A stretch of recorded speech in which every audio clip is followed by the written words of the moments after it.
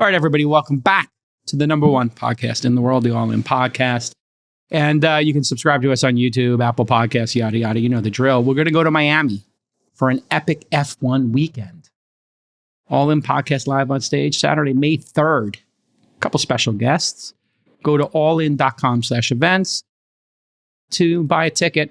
And we're really excited today because for the first time in All In history, we have a comedian. We have somebody talented on the program. Ain't that the truth? You know, ain't that the truth? Real comedian, someone that knows how to make good jokes.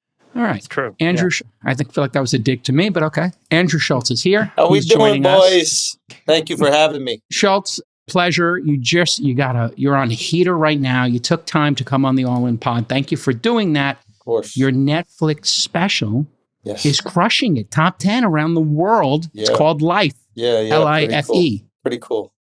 It's about your low sperm count. Tell us everything. I am the face of shitty sperm. So, that's kind of like crazy because you've got a mustache of a 70s porn star. How is I think I'm overcompensating. You know, I think I got to trick people with the stash. When in reality, the balls. You're firing blanks, dude. It's just pure oatmeal. It's bad. Yeah, it's.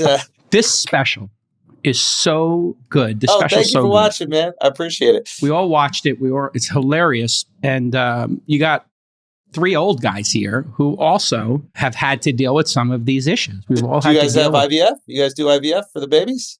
Chamath, you want to be honest here, or are you au natural? Did you hit the 3 from half court logo shot? What happened? My first 4 kids were natural. My 5th was IVF. Okay. Yeah, I don't think we're surprised. There's like 2 billion of you guys. You know, it's easy to get the job done. Right? Bro, you know, there was a period after the Facebook IPO. I swear to God, I would look at chicks on Instagram and get them pregnant. It was really? Man, it was brutal. Are they coming to collect?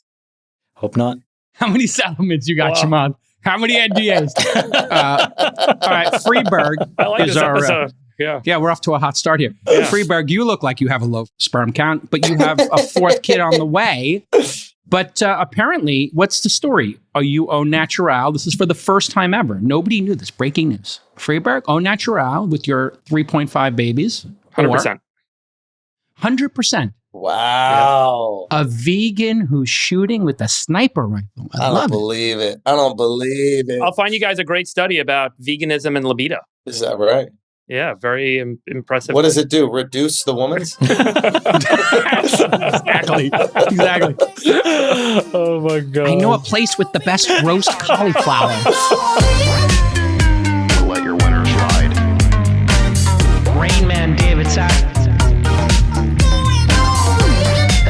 We open source it to the fans, and they've just gone crazy with it. Love you, Besties. Queen of quinoa.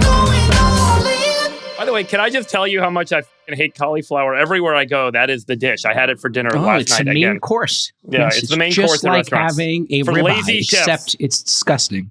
There's 2 things they offer you: portobello mushroom and roasted cauliflower. That's what Sean does every time you show up at the house. Are you a impossible meat guy? No, I don't like that stuff. It's gross. Not for me. Okay. Yeah. By the way, you guys want to hear a quick science corner? So, you know how we talked about Yamanaka factors? There is a roaring yes. You're gonna wow. He's like, yeah, I don't care, Andy. This is we're nice going and topical. Right anyway. Sure. Let me hit this real quick because I know we're never going to get to it because you guys just bullshit around talking about politics this is for an hour. important science talk, Shelty. Yeah. So hit us. You know how you can use Yamanaka factors? We talked about these to basically turn a cell into a stem cell, right? Of course. And that's what goes on in the lab. Andrew, you're familiar with the Yamanaka factor Everybody knows research. about the Yamanaka factors. You've been all over it for a while. Dude, I've seen Squid Game. Yeah, absolutely. Now there's you think I don't know about the Yamanaka factor? We're not going to get... I can tell you we're not going to get the Yamanaka factor. Everybody knows about it. You didn't visit the Yamanaka factory when you were in Kyoto? I went to the Yamanaka factor, and I swear to God, a guy showed up 15 minutes late, and he stabbed himself in the stomach right there. He killed himself right there. Yeah, it's called Sudoku. Yeah. Exactly. Yeah. It's called Sudoku. He did Sudoku in under a minute. Sudoku.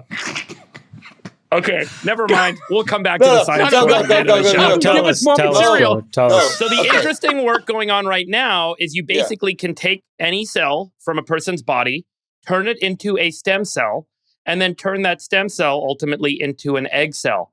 So you no longer need to go harvest eggs. And so you don't need to actually go get the eggs from the woman. You can make eggs from skin cells, for example. So in the next couple of years, there's a few little technical breakthroughs that are happening right now that will enable this, where fertility clinics may end up just taking a little bit of your skin cell, creating stem cells, creating egg cells, and that's how we're going to end up doing IVF in the future at any age. So you can make eggs at any age, and you can ultimately produce offspring at any age. You don't need to actually have active, healthy eggs. And this... You like that one, right? This is fantastic because this is a nice workaround for the people that are trying to ban IVF because of the abortion protocol. They're because it basically lipase begins at conception as part of their belief, right? But and the idea you could take one egg cell, you could take one sperm, make a fertilized egg. Yeah. For those people who don't know, but like what you do with IVF is you try to harvest as many as you possibly can because not all of them are viable. And it's a pretty brutal process for the woman to go through. But if you could just grab something from the skin, you'd have almost unlimited eggs. When a woman is born, she has all her eggs in her body. And as she ages, those eggs get depleted. And eventually she doesn't have very good viable eggs left over. So this gets around that problem of not having viable eggs. We can be very selective about the eggs. And so there's a future here in the next couple of years where fertility becomes a simpler, hopefully easier, and more widely available service than it is today, where it's really challenging technically, and you've got to go do something that's invasive, and you've got to hope that there's good healthy eggs and there's a good number of eggs and so on and so forth. So really interesting science. This is awesome. Schulz, did they sit you down and give you like the embryos that were viable and then the grades and the gender, and you pick one? And what did you pick? We just picked the best. So this is a lot of pressure on that first one. Like all the other kids afterwards, I feel like don't have as much. Yeah. Come out of the gate strong, have a good first quarter, and then whatever. 100%. That's all good. So I got to ask you. Wait, you didn't say if you had I was about to. I'm about to put it out there. I didn't have IVF. Okay. But the first time we had the first kid, wife says, hey, I'm ovulating. I said, put me in the game. Boom. First shot, half court, logo, pregnant. Wow. Bang. Then she says, I want to wait before I have the next one. It's a little traumatic to have a kid. And she waits 6 years. Then we try for a year. Nothing. For 1 year. So now I'm like, oh, man, we waited too long. It's a lot of pressure. You talk about this in the special. It's like, for women, this is anxiety producing. So she's like, you got to go get checked out. And this is when the most humiliating day of my life occurred. I don't know, Andy, what it was like when you went. But they found all these grifters. Can they identify grifters through the microscope? No. I walk in and the thing opens and there's 3 women at the counter at the reception, and they're like, "Hey, Jason Calacanis, you're here to give a and I'm like, "Yeah, I am." And then they walk you to a room. Oh, that's the spookiest thing. Yeah. They walk you to a room and then they open it up, and it's like some nightmare scenario where there's a Motel 8 room. And there's a couch that's about 3 feet wide. And by the way, there's a towel on it. And there's a towel on it. And that sofa is not cloth for a reason. No. It's like it needs to be cleanable. It's like cheap pleather In fact, couch. It looks very much like the hotel you're in, Schultz. I don't know what's going on with the Netflix budget. Why do you think I'm maybe they could put you in the Four Seasons or the Peninsula? It's so brutal. So you did this, right? You had to go? The grainy 100%. Television with the porn. It's like you're lucky you got the TV. I had I went to the phone. I had no porn. I had nothing. I didn't even have any service in there, which was like another thing that was annoying. So what did you do? You Rolodexed it? No, Spank Bank. You have to go to the Spank Bank. That's what I'm talking about. The Rolodex. You roll through all the memories. Think about the memories, man, of my wife and only my wife. Nobody else. That's what I was insinuating. Absolutely. All those great moments with your wife. All those great moments. Maybe there was accidentally 1 or 2 that got left in from when you were on the road. It's possible some like absolute would jump into the dreams that I had with my wife. That might be possible. I would never want them to be there. No, that was the director's cut. There's nothing I could do. But yeah, it is also funny how like we dramatize our experience. We got the easiest thing to do in the whole thing. We just got to go into a room and jerk off as if that's hard for us. But we're like, the room is destitute and brutalist, and the furniture was uncomfortable. Well, you know what I mean? Speaking of jerk offs, speaking of jerk offs, Gavin Newsom's got a podcast. This is so I think that this is like this is a great idea. Despite what you think about his politics, is he a plastic bag in the wind? Yes. But it is a great demonstration of like how Americans admire bravery or courage. And we don't like put And I think that's what the Democrats kind of displayed in the last election. I don't want to get too political about this. No, it's all right. But it's your opinion, one man's opinion. Yeah, it's more just like I respond to culturally. I don't give a fuck about the tribalism in politics, but I'll just be honest with you. So having him have like Charlie Kirk right there, who's like a professional arguer, that he is whatever, you know how like some people are like autistic for dinosaurs? He's that for arguing, right? And to like sit across from him, to even address the French laundry shit, I was like, okay, this is actually the right thing to do. So as easy as it is for us to sit here and go, okay, this guy just wants to be president, like this is a dumb thing, like blah, blah, blah. It's actually what the Democrats should be doing. So I think we need to reward this behavior. We want more conversation. We want conversation with people, especially that like you may disagree with. And like the second podcast he put out, I thought was the most impactful. There was one piece that was incredibly impactful. He's talking to some guy. I don't know who he was. Some guy grew up in like San Francisco. He's like Mike Savage. Michael Savage. You know, he was talking about the taxes and like he's paying all this money in taxes in California. And what does he get from it? And then Newsom said that like, yeah, rich people are going to pay more, but your actual like functional tax rate, if you're middle class, would be more if you lived in Florida because of the other stuff you get taxed on. This is the type of information that like you guys might be privy to, but the average person doesn't. They hop on. So you're saying he's like being human and addressing real issues instead of like culture war issues and just talking like Kamala. I think he's going culture war. Like that's culture war. But he's actually putting out valuable information that defends the positions he may have taken in government that the average person doesn't really know. Like the average person like me just goes, all right, I'm in New York. I'm getting clipped at 50% and 5% city tax. Like I'm getting crushed. But if I lived in Florida or Texas, I'd save 13% and it'd be a complete wash. When there might be someone making 50 grand a year and they move from California to Texas and they lose money. And they don't know that because they're just listening to rich guys on podcasts talk about how much money they save when they move to Texas. Well, you don't have to take a shot at us, but yeah, okay. I think it was personal. I moved to Texas this year. It was more of a shot at me and Friedberg, but go on. Okay.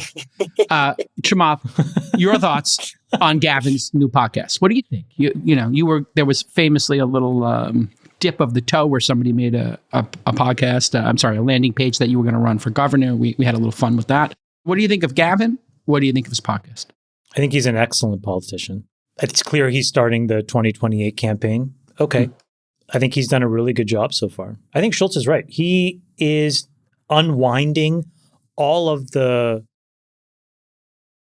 kind of like landmines that the Democrats have stepped on. I think he's learned what Kamala did wrong.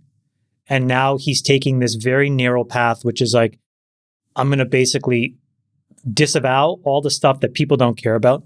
So all the gender woke ideology stuff, I don't think you're going to hear him talk about. He'll try to drive a narrow wedge on these economic issues. So I don't know. I mean, I think it's going to create a really dynamic 2028 campaign if he gets momentum. By the way, his popularity has gone up, which is insane. Which after the fires and all of the ineptitude in California, all of the corporations that have run away, all of the people that have left, the chaos in San Francisco, after all of that, he started a podcast and his popularity's gone up. It's really incredible. Coming around the horn, Friedberg. What do you think of Gavin Newsom? Look, I think the podcast was brilliant. I think when I watched it, I was hooked because there are two things that I think were critical in how he runs it. Firstly is he is showing for the first time, I think, that I have ever seen a Democrat do or a Republican in modern politics, active listening to the other side. It seems so crazy that this is some sort of special event and special concept, but this active listening moment where you see a politician, it totally breaks down the walls where you immediately feel on guard or on offense against that person. Because if someone's actively listening to you, you actually feel like you're on the same side somehow and you're trying to come to a conclusion together. And so what that does is it invites the person on the other side, in this case, the audience, the listener, to be with Gavin, part of the kind of coming together. The second thing I think he did that's really brilliant is so much of the modern political bimodalism where you're in one camp or the other means that everything is a 1 or a 0. You know, Andrew talked about this. We're all generally, I think, none of us would consider ourselves political party affiliates. We are all generally people that like to think for ourselves on a topic or an issue, and we don't care about what party is associated. But the way modern politics has evolved is you don't debate the topics, you debate the 1 or the 0 because of what the party says. My party says this is the position, therefore I'm a 1 and you're a 0. And the other side says, I'm the 1, you're the 0, meaning everything has to be binary. I'm completely right, you're completely wrong. And I think what Gavin has done is he's shown that these are not 1s and 0s. They're 80-20 or 60-40 or 55-45. And he's willing to acknowledge that. He's showing that, you know what? We might be only 45% right. And on so many topics, the Democratic Party has ended up slightly wrong. They're 45-55. It's not that they're a 0 or a 1. They're slightly off on taxes. They're slightly off on social issues. And they're off just enough that they lost the election. They're off just enough that they lost the House. Brass tacks. Andrew, 2028, Trump's running for his 3rd term versus Gavin Newsom. Who do you vote for? I mean, we got to run it back for a 3rd term for Trump. No doubt. You know? Yeah, no, of course. No, obviously, I believe. No, but theoretically, if it wasn't a 3rd term, Gavin versus Trump, who would you go? I got to see what his policies are, and I got to see where America is. I think that the big misunderstanding with this last election is that at least the Democrats who are still trying to vilify these figures on the right, what they don't understand is they think that this was some populist election where people just fell in love with Trump and they just loved it for so much they would just do whatever he says. What I think is harder for them to grapple with is the self-reflection of a rejectionist vote. So I think people rejected the Democratic proposal 100%. And they went with what the other alternative was, which was Trump. And exactly correct. That's a way tougher pill to swallow. You have to look back at everything you've done and go, wow, we're off. We're not listening to the people. This guy listens to the people. I mean, it seems like I'm fluffing Trump here, but I would say that his greatest skill is listening to what people say. And I think a lot of times there's this Ivy League pretentiousness in the Democratic Party where it's we know it's better for you. Yeah. And I know you say you want these things. You don't really want that. Let us, we've studied and we've talked about it in our little thought experiments in class. So we know what you need. You just shut up and we'll take it. It's condescending. And you're 100% exactly. Right. So I think that when people go, the food is giving me cancer, and then he appoints the guy who says the food is bad to run the food, the American people go, well, that kind of seems like a good thing. I like that. Mm. It is an acute understanding and listening to what people are saying, and sometimes to his disadvantage. He came out against that. They were putting some tax on people who drive into Manhattan or whatever. Congestion pricing. And initially people really rejected it, right? And then so he was like, we're getting rid of congestion pricing. And 2 weeks after they put that congestion pricing thing, everybody I knew with a car was like, this is the greatest thing the city has ever you done. can actually move, right? Yeah. You can take a taxi and it's faster than government taking the subway. Overreach is good. Bureaucracy lock it is down. Nice. You want a car, stay in the boroughs. Exactly. So it's you don't get a car in Manhattan. Explain this to people. It's a little bit egregious. I mean, you and I do, Jason, but everybody else shouldn't have it. Exactly. Correct. Our lives should be different. You know what I mean? Absolutely. Yeah. But what's the point of us having nice cars if we can't drive them whenever we want? Yes. And, we grew up at a time on the Lower East Side, you could go to Tribeca, we could go to a club, Limelight. You could park outside the Limelight at night. You could go to Palladium. You could park on 14th Street. I park right on 14th Street, okay? I go to what used to be a church, right? And then, I sniff. Can I just pop an ecstasy? You do a little whatever, but the pull me, it's 4 a.m. Listen, you don't even know. Goofballs, between your stupid mustache and your Ozempic turkey neck, I am totally for it. Turkey neck. Go to something useful. Are we going to let Chamath sit there in MacGyver's funeral outfit tell us that we're goofballs? I don't know. This guy's wearing a vest with a collar. He looks like he's going to a Punjabi wake. I can't believe that he would even talk about the way that you're dressed and how you look. This is custom Laura Piano, boys. This is Laura Piano? Really? What does it look like? You got it at Zara. All right, listen. More importantly, let's stay on track. Yes, we got to stay on track. Can I tell you guys something about tariffs from a layman? Yes, yeah, please. You guys are acutely aware of maybe how these things affect markets and yada, yada, yada. And most people don't have any fucking clue. So the average person, right? I look at this and I'm like, man, it kind of sucks that you got to like negotiate your bid for a car that you're going to buy publicly, right? So this is my assumption. And maybe I'm like a little bit more optimistic than most about the administration. But if I go to buy a car and the car is listed at $100K and I go offer the guy 80, right? I don't want everybody around me yelling out loud, how can you insult him by offering him 80? This is an insult. And then I can't go to them and I go, I'm actually trying to settle at 90. I'm just saying 80 so he comes down a little bit. But the unfortunate thing when you litigate these things in front of the entire world is that they look at that first measure, this 200% tax, and Trump can't balk at it. He can't go, I'm just playing around with that number. I actually just getting them to come down 20% or 10%. Getting them to come down anything is a win. He can't say that because he loses all his leverage. So he's got to sit here and then get criticized by, I don't know if it's half the country. I don't know who really ends up caring about what these tariffs do. Obviously, there are repercussions in the market. I got a buddy of mine building a hotel out in Joshua Tree, and he's like, I don't even know if I can get brought into the country from Canada. So it does affect people in real time.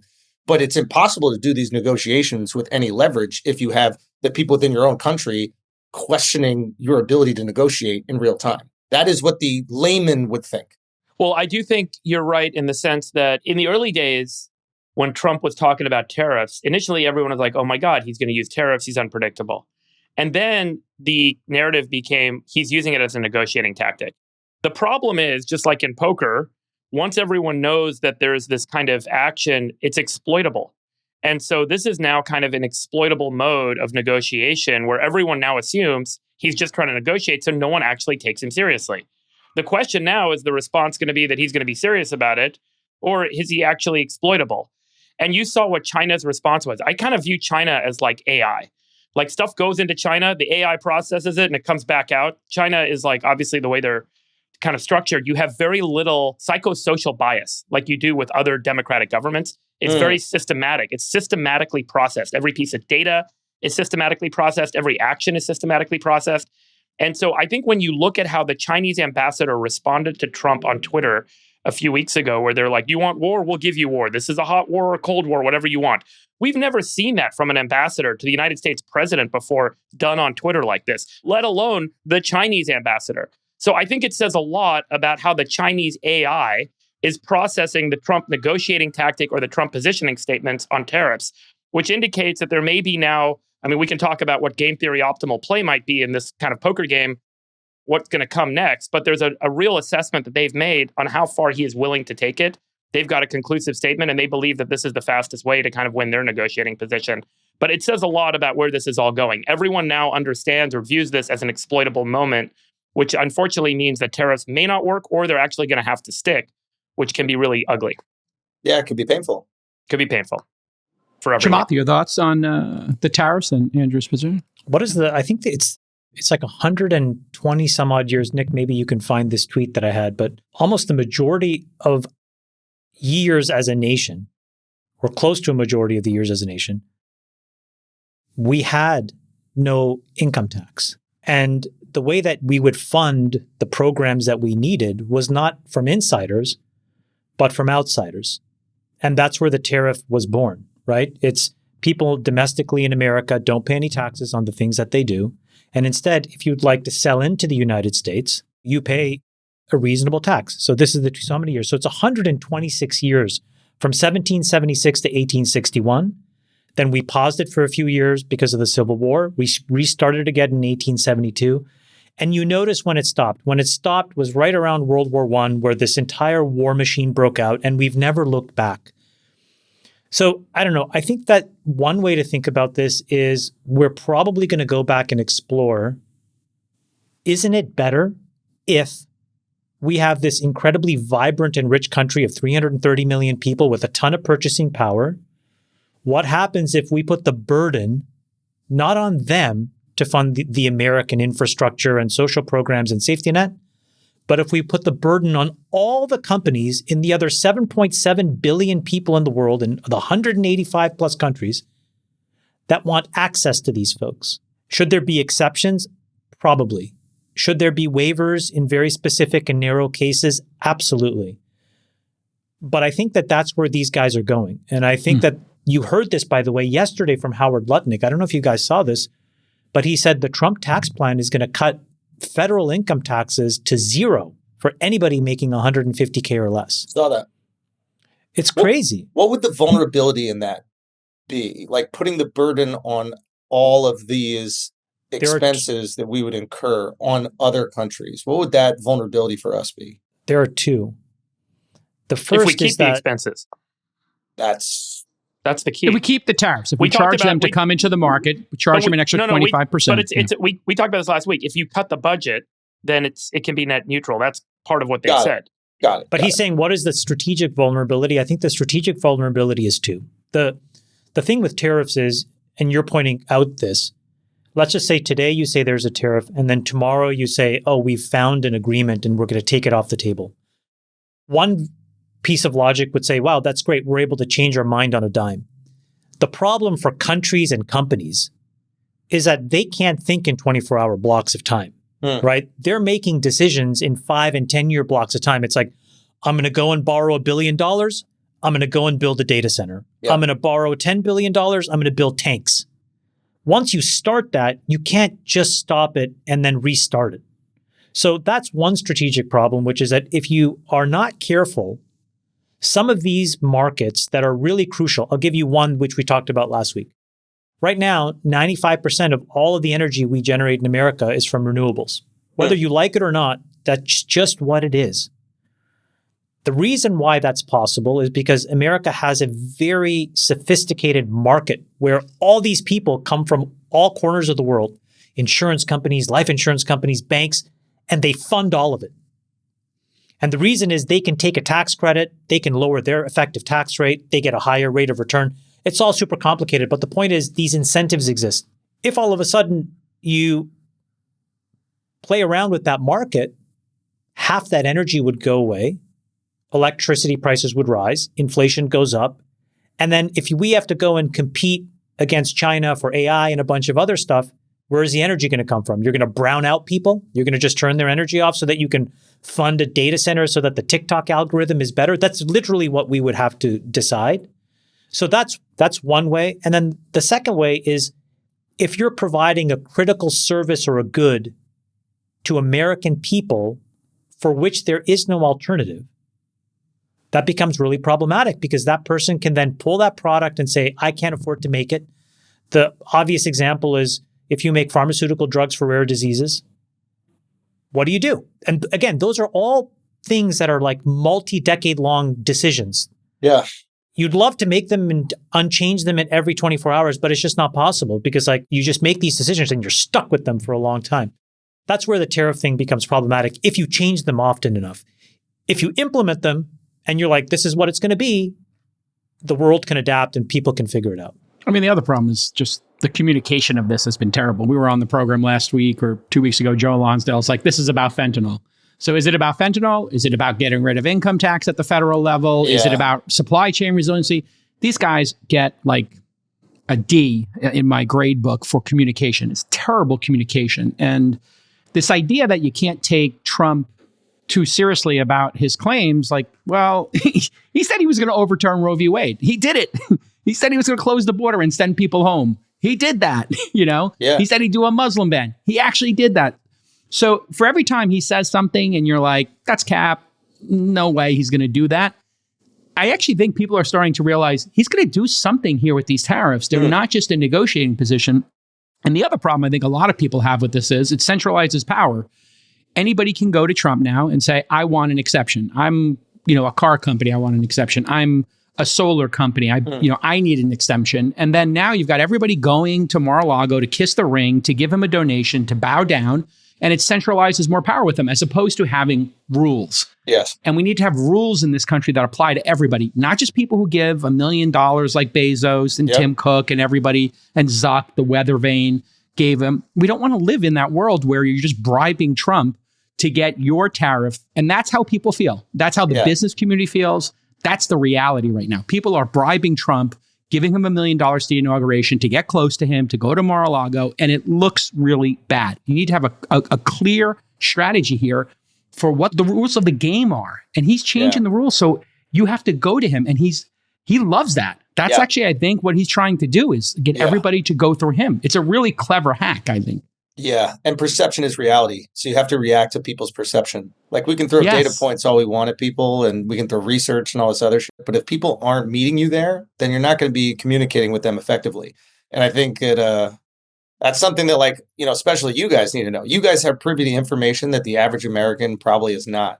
And we can bitch and complain about how they don't read or how they're not looking up, what happened in 1913 to change the course of American history and how we started or we can go, okay, we need to find a way to disseminate this information so that they can make these decisions and I guess, or feel comfortable with the results of these decisions. Do you think America would be okay with this idea of taxing outsiders and then relying on it versus income tax paid by its own citizens? I think that the second half is really all that would matter. I think that I think the majority of people are thinking about the next week. So if you say that I don't have to pay taxes, and I think this is what Republicans are doing way better than Democrats right now, is like Democrats don't have build the wall.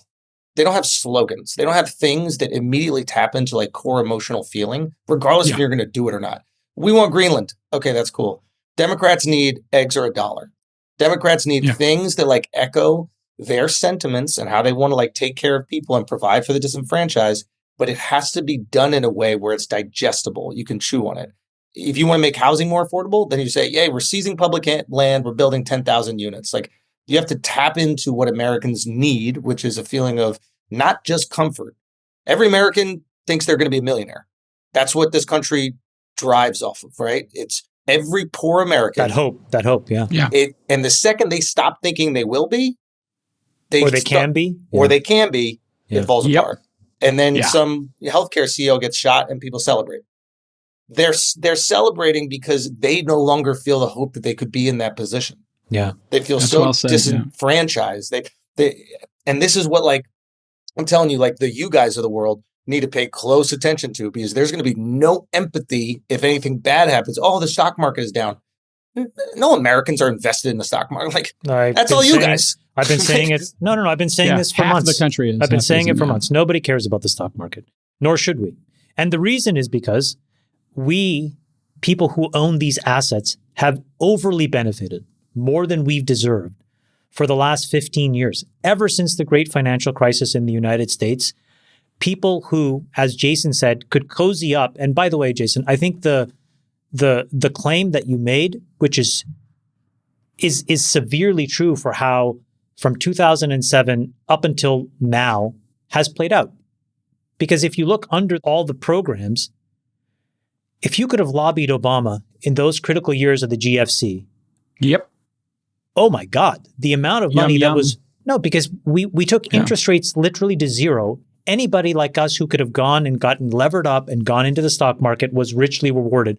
And the problem is we left everybody else behind. And I think the great thing about Trump is he is going to reset that. He is going to take a lot of wealth away from asset holders. You're seeing it every day, 500 billion. There is no sympathy. I think it's fantastic. That's great. It's great to hear you even saying that, because I feel like a lot of people that are in maybe your guys' position don't understand that disconnect. And that is important to understand. They're like, even what happened in the Palisades, like in LA with like the fire, the second people heard it was like rich people's houses, there was no empathy for it. They didn't. $4 million house. It was like, and it is. I don't even have a house. I can't find a house. You burned your house down and you moved. You went back. You went to your vacation house. Now, I'm sorry. You're living at your ski house. That's a tragedy. Like literally, you're right. Yeah. It probably explains why we don't hear anything in the news anymore about anything that's happening with respect to Reconstruction or any of the disruption that's happened. It's a rich person problem. It's a rich person. And, I think putting together what you just said, Schulz and you, Chamath, Trump is a master at connecting with people and listening to them.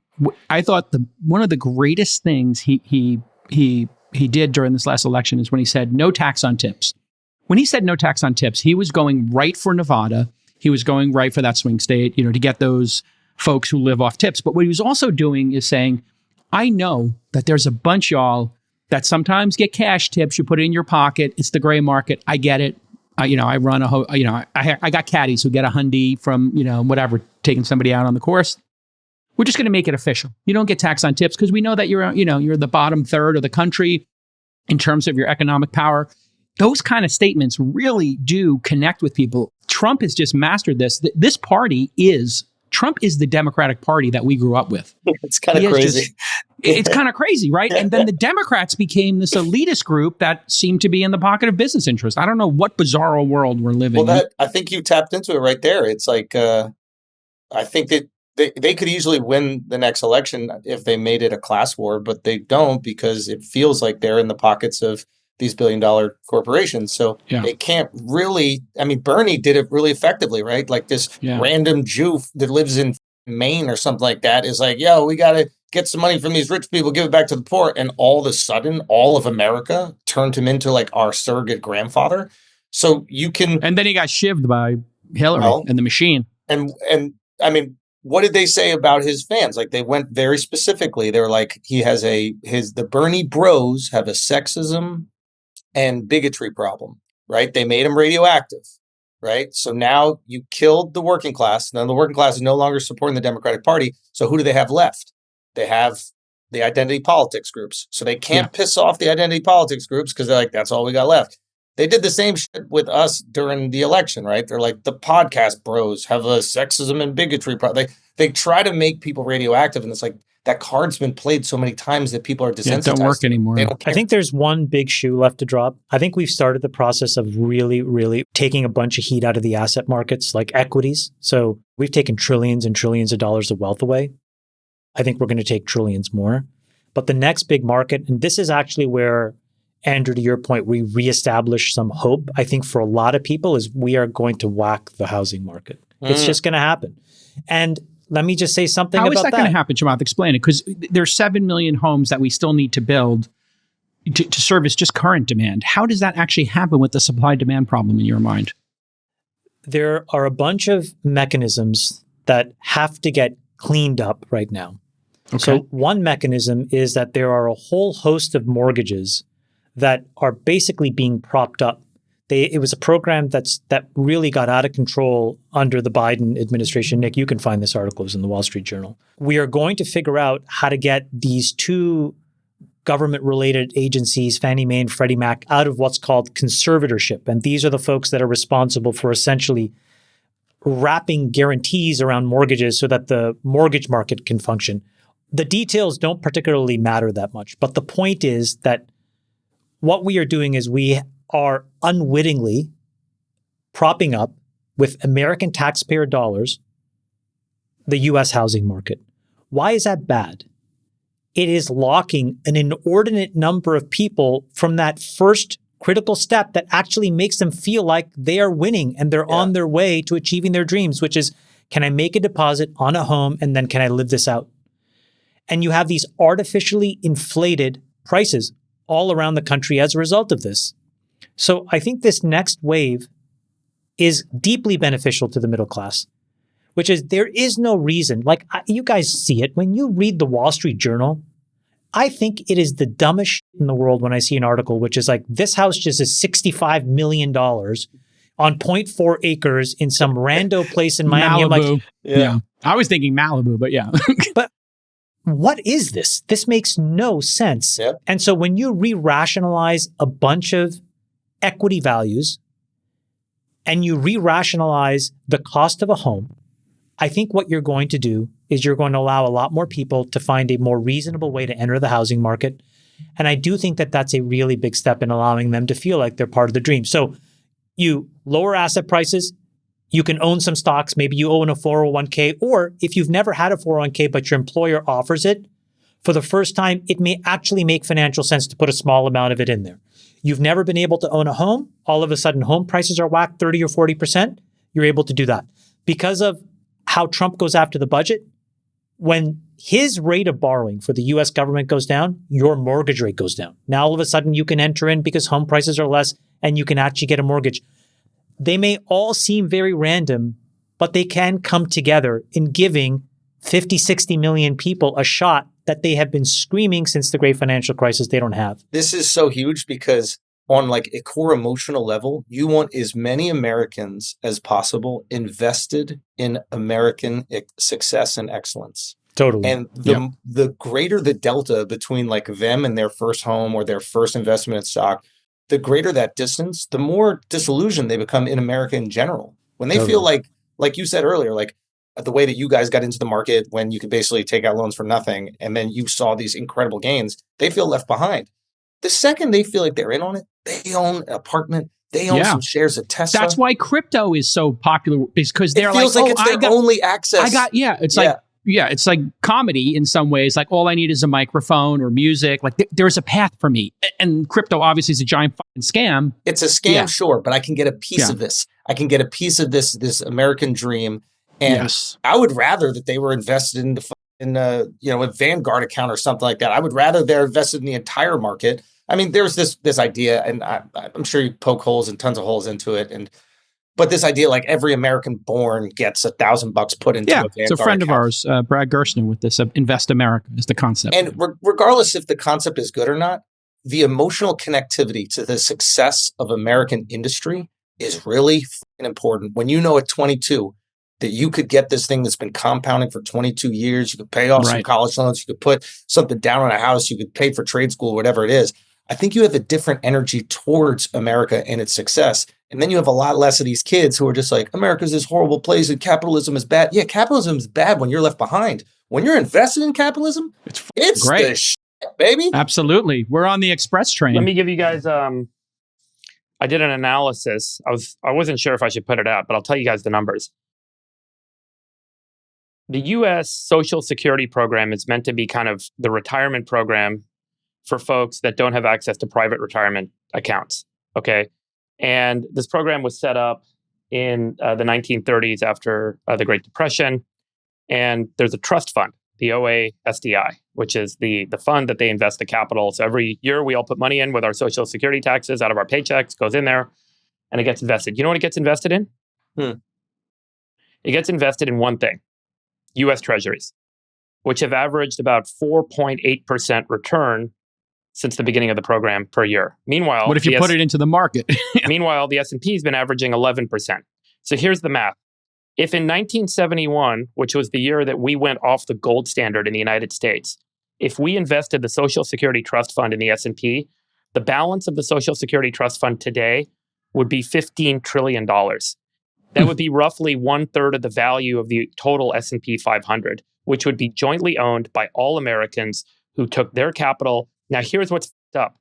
What's f***ed up is that the middle-class people who had access to private retirement accounts benefited by buying the S&P 500, and the wealthy were able to access it. So all of the equity value that accrued from American enterprise and the prosperity of the American system accrued to the people that had access to the private accounts. Meanwhile, the people that only had access to the public accounts got stuck owning treasuries.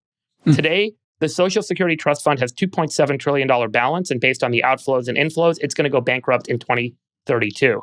That means Social Security is either going to get cut or the Fed's going to print a ton of money to keep Social Security benefits. Retirement age goes up a little bit. Yeah, there's a lot of levers. Yeah. Wow. So I did the math. If you assume that the S&P 500 continues to grow at 10.5% a year on average, there's ups and downs, and sure, there could be basically drawdowns and all these other sorts of things. But here's an important point. We could put about $500 billion in the trust fund today, and it will not go bankrupt again. And it will continue to grow every year. And then all Americans have participation in American enterprise. And importantly, this becomes the world's largest sovereign wealth fund ever. You don't need a separate sovereign wealth fund. We already have one. It's called the Social Security Trust Fund. And what we've done is we've totally mismanaged it. And I went back to try and understand why this is the case. Why have we only ever bought treasuries? Early on, the U.S. needed someone to loan money. So they basically forced the citizens to loan the government money in the form of treasuries. But today, the Social Security Trust Fund owns only less than 10%, about 8% of the total treasury bonds outstanding. The rest are owned by the Fed and foreign investors and private investors and others that want to own it. So why are we forcing all the American citizens to participate? We're propping it up for no reason. And we're discouraging access. So basically, we've created, through the Social Security system, we've created the deep inequity we see in this country. If instead we had allowed the Social Security system to invest in the S&P 500, to buy American enterprises, to fund American businesses, then every American would be wealthy, and that middle class that uniquely participated by basically arbitraging the market, where they forced the treasury bond yields on the poor, and they got to take access to the equity yields. would have not happened. Yeah, they had 401ks, right? They had built 401ks, a device for. They had a device, Roth IRAs, and they were able to participate with brokerage accounts and buying in the market. But what we can do right now is we can fix it. And here's the important point. People will then argue, oh, well, what if there's a down year or 2 down years in a row? You know what? We're already going to be printing money to make up the hole in Social Security. We're not going to let Social Security go bankrupt. We're not going to let it dry out. So we're already going to print money to make the Social Security whole. So if that's the case, we can create a backstop for Social Security. We're going to have to do it either way, but we might as well take on the... Yeah. We might as well take on the beta. Schultz, go. Yeah. No. Chamath, you were going to say something. The reason why we didn't do it goes back to what you said before, which is we had a bunch of very quote unquote well-educated Ivy League trained people running these institutions. And the feedback, I don't even know what it said, but I can tell you what the memo said. There's too much risk. We've sensitized this model. It doesn't make sense. This is the safest thing to do. So it goes back to just like, we need a little bit more practical thinking. Like at the end of the day, why the S&P 500 exists is of all the thousands and thousands and thousands of companies in the world. You know how many companies in the world make more than $1 billion a year? More than 20,000. And of that 20,000, the S&P 500 is just the 500 best. It's the best of the best of the best. So to your point, Friedberg, it didn't take a PhD from Harvard to figure out that if you just owned an index of the absolute 500 best things happening at any given point in time, it would have gone up. Also, since when are Americans risk intolerant? Like, there's something baked into the DNA of the people that decide to leave their families and move here. Totally. Yeah. Immigrant country. And to your point, imagine logging in, like we've all had, I'm assuming, a 401k account. And I remember how exciting it is to log in and see the account. And Schultz, I want to say something that's really important. Like, you talk about us people, like, earlier on, the commentary, which is something I hear a lot. My first job was making $4.25 an hour cleaning toilets in a pool hall in upstate New York. Chamath has similar stories. JCal has similar stories. Like any of us that I made participated. $4.55 Canadian working at Burger King. Yeah. And I had to, and then the worst part about my job in the pool hall was that then the manager made me go play poker at his house and he took all the money back. Which I stole the chicken fingers at night and bring them home. My mom would whip them up. But it was so exciting in my career, in my life, to be able to go from that moment to the moment where I had a 401k and I could log in and I could see the businesses that I owned and I understood that and I saw the value go up and I got to participate in that. Imagine if every American, when you get your Social Security statement today, all it tells you is a dollar amount and how much you're going to get in the future. Yep. Imagine if you logged in and you got to see all the businesses you own a piece of. And every you got to participate. You feel connected. Every single day. Be lighting a Tesla and we can fix this. And by the way, we can solve both the sovereign wealth fund question and the Social Security trust fund question. Every dollar that's going into these sovereign wealth fund ideas, or if they come to fruition, or in my opinion, and obviously I haven't spoken to Sachs about this, but the crypto fund and all this other sort of stuff, every dollar of that should go into the Social Security trust fund.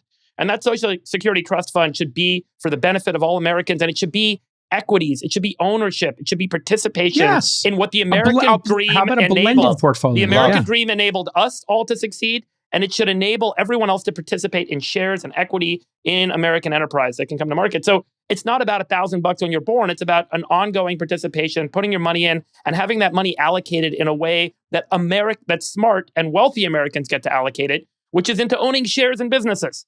That's it. Yeah. Schultz. Yeah. Go.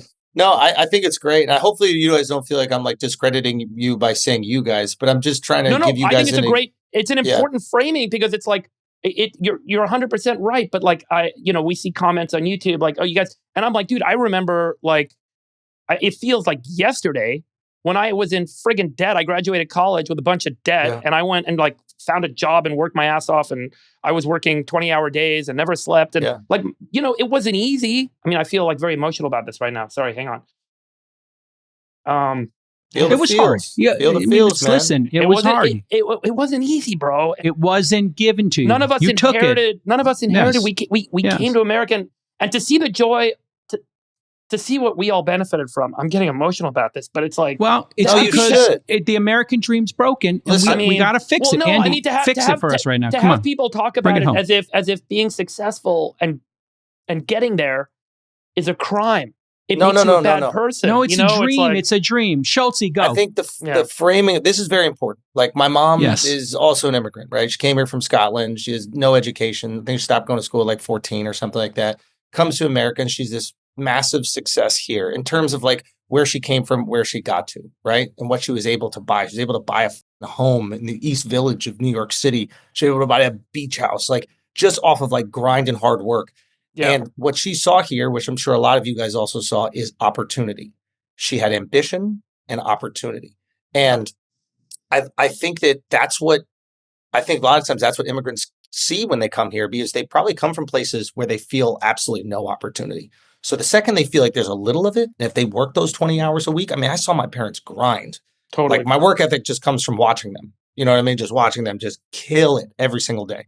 So what I think that you guys are speaking to, which is really important, and I think it's important that people know your story as well, because it becomes more accessible. When they see you guys and they know what you came from, and they know you're working at Burger King and now you guys are worth billions of dollars, it's very important that Americans know that that's possible for them. Maybe not to hit $1 billion, but maybe to hit $1 million, maybe hit 300,000, maybe to buy a fucking house that's $100,000 that they're really proud and of. Own it outright. And own it outright. Like, yeah. And the fact that this is accessible, like what you just said to me is just hope and abundance. Like that's the messaging of what you just said. You said something that made it seem very simple to me. We put this money here. Everybody's now invested in the success of the American economy. And now when we see the stock market ticker look green, which is all the average person sees, green or red, we don't really know anything.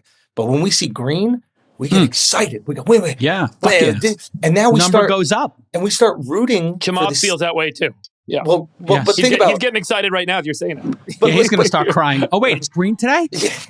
It's been red for a week. But think about like CEOs, right? Like these people have become villainized, right? And it's because we're not attached to the success of their companies. That's right. If your biggest holding is Tesla, but it doesn't. Please believe you're not upset. Yeah. I think people think that their success now works against your best interests. Yes. Instead of working and the for system's you. rigged, and the system's rigged, and you can't be part of it, and you're being ground down.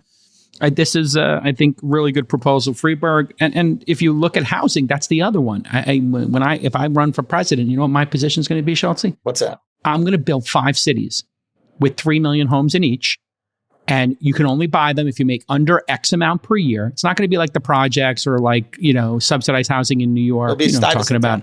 It's not going to be Stuyvesant Town, okay? Oh, okay. It's going to be like good. Nice houses. It's pretty good if you can get it, yeah. Stuyvesant's not bad. But not like projects. I'm talking about like proper homes. Like we are the most innovative society ever created. I mean, since the Greeks, they were pretty great too. But we could build 5 new cities. Why the can't we build 5 new cities with 3 million homes in it? Let's do some like Manhattan project for housing and then healthcare. How the hell do we not have like good healthcare for everybody in this country? We're the richest country in the world, greatest economy, whatever. We should be able to solve those problems. And that's why people don't feel like they're part of this, is because basic housing, basic healthcare, and your retirement, it's not like it's rigged against you. This sounds crazy, but for young people, I think they would forgive healthcare if they were invested in the market. And I think that being invested in the market is just so daunting. But the feeling that everybody else is getting rich when you're not is the reason why I bought crypto, not knowing anything about it. It's the reason why everybody else bought it. It's this feeling that the train is running away and you're not going to be part of it. So how do we get them to feel part of that success? I think really importantly, today, just to give you guys some other statistics, 60% of a middle-class household's net worth is in their home. Only 10% of their net worth is in owning the S&P 500 in index funds or whatever in their retirement accounts. And so by creating this American dream around housing and allowing the federal government to provide loans on housing, we've increased the cost of housing. We've created a very destructive housing bubble in the sense that it has reduced people's exposure to participation in productive value creation. Yeah. And that's through the ownership of businesses. Instead, we've stored our net worth in a house. And in order to keep the economy and the social structure stable, we've created policies that allow the continuation of the growth in the value of houses, so people feel like their net worth is incrementing. And you're 100% right. And that's unfortunately very They restricted unnatural. Making new housing, which makes it worse with the restrictions. Have you guys heard of Warren Buffett's most public failure? No. Warren Buffett's most public failure was when he was brought on as an advisor to Arnold Schwarzenegger when Schwarzenegger was running for governor. And Buffett kind of looked at the laws in California, and there's a law in California when you own a home that when you pass on, you can pass it off to your kids and you can basically keep the cost that you paid in terms of setting the real estate taxes. And it's had an enormously negative effect in unlocking turnover of homes. And that's a large driver of why homes are so expensive in California. So Buffett looked at this and there was a lot of fanfare. Schwarzenegger's like, here's my economic genius. And first thing he said was, guys, I think we should repeal this law. He was gone 2 days later. Wow.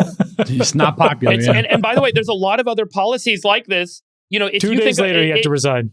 If you do the true kind of like macro analysis as an investor, you should probably have about 20% of your net worth in the US in real estate, not 60%. And so we need to give people the ability, and we need to think about all the follow-on and trickle effects of creating a set of laws, a set of policies that basically incentivize almost all of your net worth to go into a single asset, your home. And what that then means is the fact that we have to keep pumping up the value of that home. And we have to have a system in order for people to feel like they're getting ahead, keep inflating. And eventually people can't afford homes. And that's where we are today. When did you guys first start your education in the markets? Like at what age did you feel like you sought out? I bought my first stock in the company I was working for, or the parent company, the company I was working for in 1989 when I was 18 years old. So 18. What about you, David? I bought $300 in stock. I signed up for an E-Trade account in college because I saw that TV show called Bull. Do you remember that TV show? It was about investment banking during the dot-com bubble. It was no one knows that show. And I was like, man, Wall Street is so cool. I want to learn about stocks because I was an astrophysics major. I didn't know what I was going to do after I was going to go to graduate school or whatever. And then I got caught up in the dot-com bubble and I started reading the Wall Street Journal every day. I would take it down to the friggin' plaza and I would read the journal at school during lunch. And I tried to learn about tech and business and markets because I've always been a tech guy. And I'm like, man, there's all these startups and this is how the markets work. So I set up an E-Trade account. I put some money in it and I bought some stocks. And I read the Investor Business Daily on what stocks to buy. They had a rating. And I bought those stocks and they went up. And I'm like, man, this is awesome. Like, I love owning stocks. And that kind of kicked me off. And then I got an investment banking job after college and it totally changed my career trajectory. I was like, I want to go work in the tech industry and work in business. What about you, Chamath? And it shifted it up for me. When did you buy your first equity? But by the way, let me just say one thing. What you asked is a really important question. I just realized this, Andrew, because my interest in that stock market thing at that time actually changed my career trajectory. And it really reset what I was going to do with my life to get involved in business and go work in the tech industry as opposed to work in science as a researcher. And that was a really big shift for me. So it gave me that kind of a feeling of like, oh, I got to learn more. And then that kind of changed my career. Sorry, go ahead, Chamath. I was 14 or 15 years old. And there was this is when Rodney King had the kicked out of him and almost died. There were all these race riots in LA. And nothing had changed actually in America, but where I was growing up in Canada, the provincial government created a program that said, if you're a minority and you're on welfare, we'll pay for you to get a job. I was a minority on welfare. So I got a job and it was at a startup that was just going parabolic and their stock was going nuclear. And I lived in this shitty part of town and I would see the controller of that company drive past me every day while I was waiting for the bus. And one day he stopped and I went with this guy, Sam Legg. He drove me that whole summer and he taught me, what does the company do? Why is the founder a billionaire? What the hell does this even mean? He unpacked it. And so I saw firsthand what it meant to work not for a salary, but to get a stake in the thing that you're working for. I bought a couple of shares. It went up and it was great. But then I really fell in love with this idea that I could understand something and own a piece of it. And then it really accelerated when I graduated from college because I was like Friedberg, I was in debt. And I was like, how the f do I get out of debt? And I traded stocks on behalf of my boss, this guy, Mike Fisher, who I thank to this day. And I made so much money right before the dot-com crash. He gave me the money to pay off my student loans. Wow. And then ever since then, I was hooked. I was like, okay, I can learn this and I can deal with the vicissitudes of this. Look, the markets are brutal. There are moments where you just wake up and it looks like everything's working. And then there are moments, and this is what everybody needs to understand, though, if some of these programs work, where it literally looks like the bottom is falling out. And I cannot describe to people the pressure you will feel on behalf of you and your family when it looks like you're taking a 30 or 40 or 50% negative downturn to your net worth. Yeah. It inflicts a level of psychological damage that I cannot describe to you. And the bigger the numbers get, by the way, I told this story on Tucker. There was a period where I would wake up and I could just tweet and the markets would go up. They were like, what's he going to say next? Mm-hmm. And then it all stopped. And then there was a 2.5-year period where I gave it all back and then some. Mm. Wow. That's frustrating. Yeah. The Midas touch goes away. Oof. It's beyond frustrating. It shakes you to your core. So if we do these programs, I think the Friedberg idea is just beautiful. It's lovely. What about you, Schulz? When did you make it? But just to finish, if we do it, we have to try to teach people how to deal with the drawdowns, because that's where if you don't teach them how to deal with the volatility of losing money, it's great when everything's green. But those red days, man, how you comport yourself, how you act, how you treat other people in the red days are the only days that matter. Yeah, it's a growing experience. What about you, Schulz? When did you buy your first equity? I was probably 35. Oh, think about it. So my parents. How old are you? I'm 41.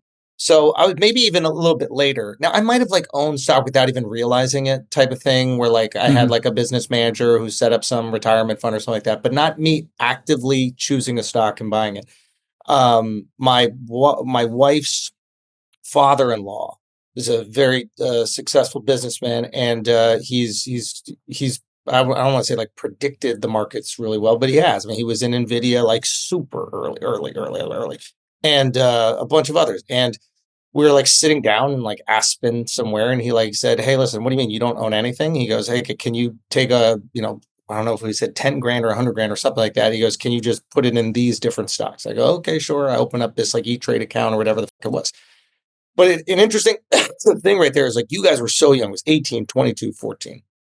And to me, I think like the education of this is really important. Like my parents did really well, but they're financially illiterate. Like there was no passing on this like knowledge of like investing what it means to invest. Like they made their money by like working every single day for it. Not like you guys don't, but like they were teaching dance lessons. So it's like, this is how much the dance lesson costs, and you pay me, and maybe I'll have 40 people in the class. Okay, more people are paying.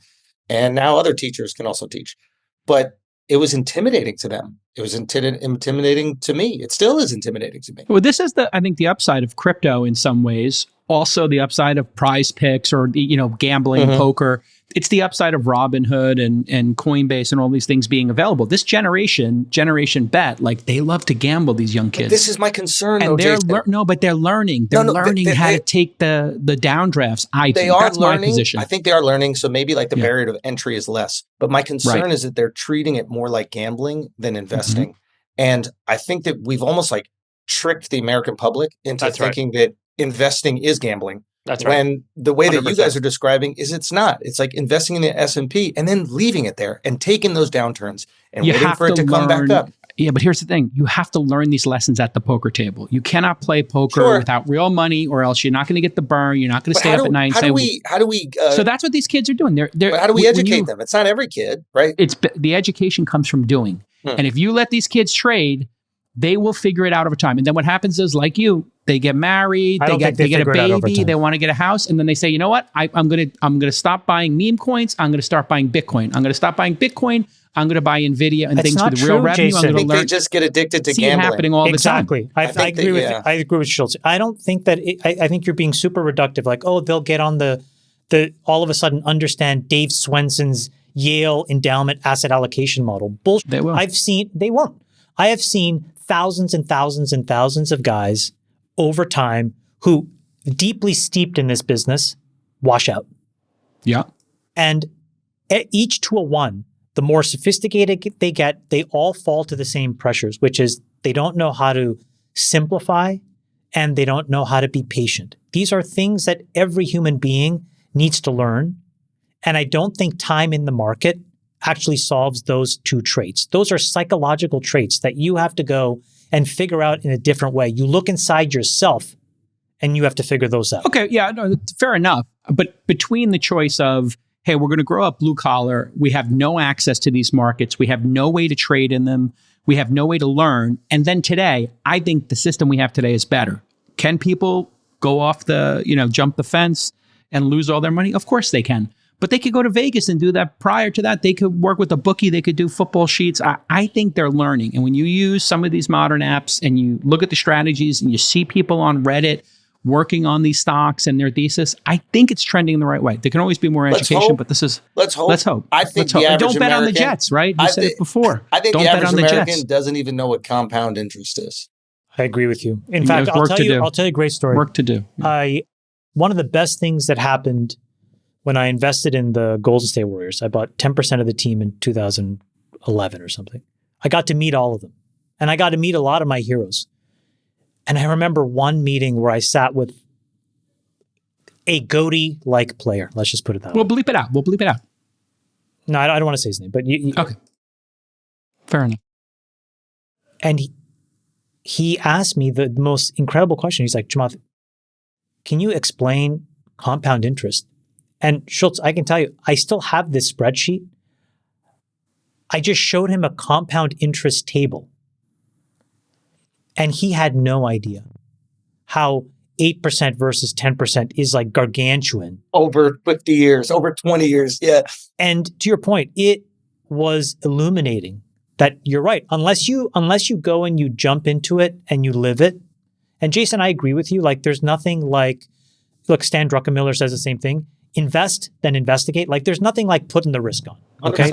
There's nothing like playing a hand in poker. There's nothing like taking a shot at a different strategy in blackjack. Win or lose, you get feedback. But my point is most people don't get better. And so that's what you have to solve is like, how can you make it interesting, fun? How can you talk about the losses? Like this is a thing that I had immense trouble with. I still do today. I think I've gotten better with it, is to be able to talk about the losses. How do you talk about getting whacked for $4 billion? I can do it now, but it's brutal. Yeah. It stung for a while and for you. But you know what? You saw me. You're a better person since you saw me go through it. How ashamed was I for the 2 years that I had to unwind that shit? How bad? It was hard for you. Yeah. It was hard. I mean, imagine your whole identity is built into, you being successful in these markets. And you measure it the wrong way. Like you point to the number in the bank account, not the way your wife treats you, not the way your kids treat you, not the way your friends treat you. And then you're like, okay, well, 30, 40, 50, 60, 70, 80% poor. So I'm just that much less of a human being. Yeah.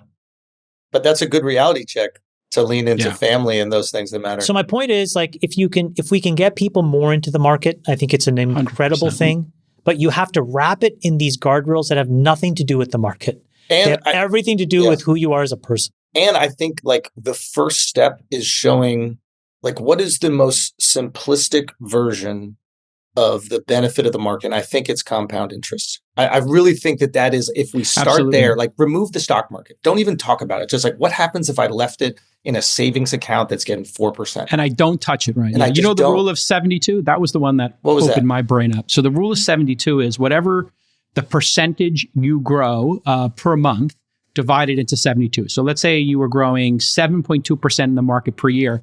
Divide that. It takes 10 years to double your money. So it's a time to double your money. Okay. If you were growing 7% a month, on whatever your investments are, let's say you got a great business that's growing like Facebook or something like that, that means you double the number of users or revenue every 7.2 months. Once you understand that, you can do it quickly. Just like in poker, the number of outs. Each card represents roughly 2% chance because there's 50 of them, right? So they each count for about 2%. Then you can start doing this stuff in the back of your head. I had this idea. I think I talked about it here on the program of doing a kids investment club, and I bought the domain Kids Investment Club. Love. I actually need to do this. I've got to prioritize this and find a CEO for it, or do it as a nonprofit or something. Just kids need to learn this early. Robinhood or somebody should make an app where they can invest like a shadow, but it's like with their parents. Maybe they can make the trade. The parent approves it. Something like that. There's something where we should be learning all this in high school. This should be like. What's more important than this? Remove the fear. Remove the fear. And the reason it's important is what we were saying earlier. Get the American people invested in American success. And you will find so much more patriotism. You will not find us 100%. Nitpicking on all these little things that a lot of us maybe go, why is this such a big deal? Like the fucking bathroom. Like most of us aren't unaffected. I cannot begin to explain how quickly we'll forget about the bathrooms when the S&P is up 15% and you're looking at your portfolio and you're like, you could take a wherever you want. Okay. Absolutely. Yes. You got something else to focus on. Absolutely. Look at this. Hey, Friedberg, here's your time machine. Check it out. There's your favorite show. I don't want to make you more emotional, but there he is, your guy, Stanley Tucci from Bull. I think it on TNT. I think it only made it one season. Right? One season, but Tucci gang in full effect. I was such a tech nerd growing up, but I never thought about the business of technology. And then the startup boom happened. And you got this Bull show on TV, and I'm like, man, this is so much more exciting than sitting in a friggin' lab doing mathematical modeling where I was like pulling my friggin' hair out. I'm like, I want to get after that. Yeah. And the rest is history, you know? Have you guys watched Stanley Tucci on HBO where he tours Italy and he does these little... So great. And on TikTok. I have seen it. God, and I've seen him cook on TikTok. He's like, today, is it rolling? It's rolling. Today, I'm going to make you a frutta de mare. It's got but I'm doing it in the carpaccio base, and we're going to put, and I'm like, can this guy do ASMR or put me to bed at night? Tucci's the best. Tucci's the best. I've got a man crush on Tucci. Tucci's the best. I mean, I would like to roll with Tucci. Can you imagine if we went to Italy and just had just roll with Tucci through Italy? Oh, I love that guy. Any dream is possible, J-Cal. You could pull it off. I know. We're all dreaming here. We're all dreaming here. All right. We're still dreamers, by the way. Really important. Everyone should know that. I think there's the thing that a lot of people assume, this is the true about humans in general, is there's an end to the rainbow, but there isn't. You ride the rainbow till you die. That's it. And there's always hope. There's always dreams. There's always more. And it doesn't stop. So it makes it fun. Are you taking the ketamine in Austin or something? What happened? You just got all philosophical. I'm a little hungover today. I started drinking at 10 a.m. yesterday. We went to the mothership last night. How was it? And we hung out with a couple of your boys, I think. Who'd you hang out with? Tony. Well, Tony. Of course, Hinchcliffe. Tony was very nice. And we met, Shane Gillis was there? Shane Gillis was there, but he was big time. There was a mob around. We didn't get to meet him. The guy, Bert, I didn't barely recognize. Yeah, he had his shirt on, so I didn't recognize him. You didn't know who he was. Yeah, of course. Yeah, I was like, but then I saw the body shape, and I was like, yeah, that's probably him. When did you start in comedy, Schulz? I think it's almost been like 18 years or something like that. So you started in your early 20s in New York, going to the Funny Bone, or what? I have a question, actually. Yeah, how'd you get into it? How do you keep how do you pay for your life before you make it? Is it that you have a normal day job? And I lived with my parents for like a very long time. Like my parents lived in the East Village, so I was walking distance from like multiple comedy clubs. It was, incredibly easy. I worked like with my parents for a little bit. Then I managed restaurants, and I just managed them. You managed restaurants in Manhattan? Yeah, I did. I started in Santa Barbara when I was going to college. That's where I did my first comedy gig, and then I managed a restaurant out in Brooklyn. And really? Not like very which one? Would I know it? It's called Biscuit Barbecue. It was in Park Slope, Brooklyn. Oh, and then I started to make a little money in stand-up, and it was like enough to like buy a Mamoon's falafel. I had like a $5 to $10 falafel money. I had a $5 to $10 a day budget, and I could eat cereal for breakfast, and then I saved some money because I was going to school. When I was going to school, I was working at that restaurant, and I saved some money, and I had a little pipe dream of opening up a bar with a friend of mine in New York. And then I was like, you know what? I'm just going to spend this money trying to be a comedian, and I hope by the time I get rid of the money, I'm making money at comedy. And it came down to like $700 in my bank account. I was like renting out the room where I slept in, and I would sleep in a closet in my apartment, and it worked out. It just worked out. I started making a couple money, do a couple gigs, started touring, got on a TV show, history. And then it kind of worked out. Was there a moment because when the cancel culture was alive and well, that's when I first encountered you. It was initially on TikTok, actually. Sure. And you were on fire because you were saying stuff nobody else was saying. And I thought, how does he even dare to pull this shit off? And so was there a moment where you broke or you tipped or no? So you kind of it's interesting. You kind of break and then you go away. So I broke on like some MTV shows, and I was, doing all these things on MTV, had my own shows and all that kind of stuff. And then I kind of, the MTV thing kind of dried up, and then I kind of went away. But I was luckily doing this podcast with Charlemagne, and the podcast was very popular, and that was like providing for me. And then I was doing some shows on the road, and people would come out from the podcast. But and then I really couldn't get any traction in the stand-up world. So when I was doing like comedy stuff with MTV, it wasn't really in the stand-up world, and it's because my stand-up maybe wasn't of the ilk of what was like popular at the time. And I have a lot of empathy, by the way, for like the people who are just working at a network. They're producing these shows, like their kids in private school. I want to tell a crazy joke about women or gays or whatever the fuck it is. And they're like, I'm not trying to get fired. And like, I'm just trying, my kid's in private school. We just got him into Dalton. I don't want to rock the boat. Like, you know, yeah, it's reasonable. You understand? Like, I don't think that they're self-preservation. Exactly. So, but I didn't want to change my comedy. So I was like, okay, where can I put it out? And luckily we were putting the podcast out on YouTube and it was successful. And I just started putting things out on YouTube and I started doing these shows and these shows started selling out. It was like really weird. Like the first thing I put out, I sold out the next weekend. And I was never a guy who sold out. How many seats? These are like 300 seat clubs and you do maybe 4 or 5 shows a weekend. And you get $50 a seat, $20 a seat? No, not even. You get a flat rate. You get $2,000 to do the weekend or something like that. And a lot of these times the comedy clubs would just like call people and say, hey, do you want to see this guy, and give away the tickets for free. It was really, the old model was basically, it's like a bar. So you just get the people in and they sell the drinks.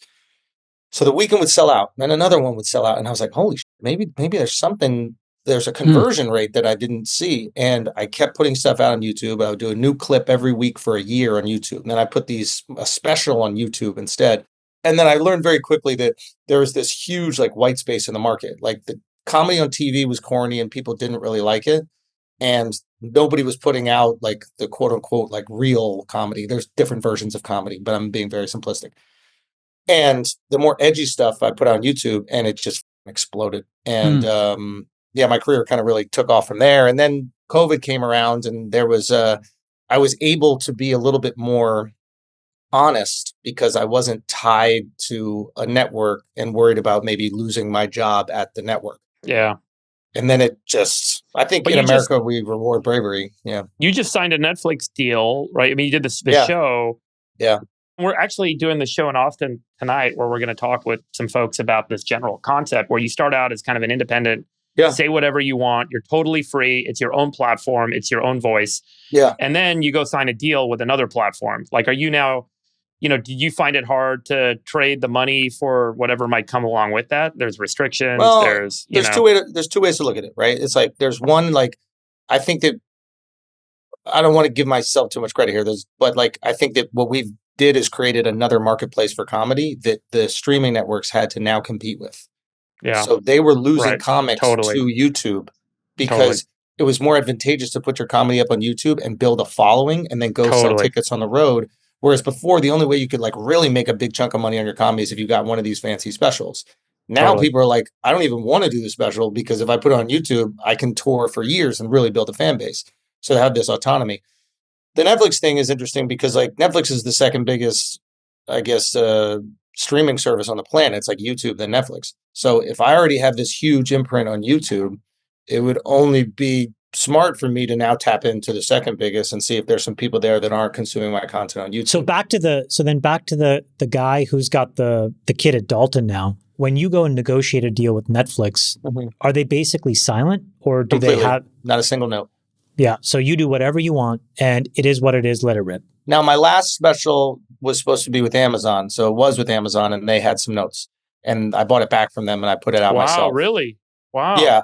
And I sold it myself. And it was actually one of the coolest things ever because I think I'm maybe one of the only comics that actually knows what they're worth.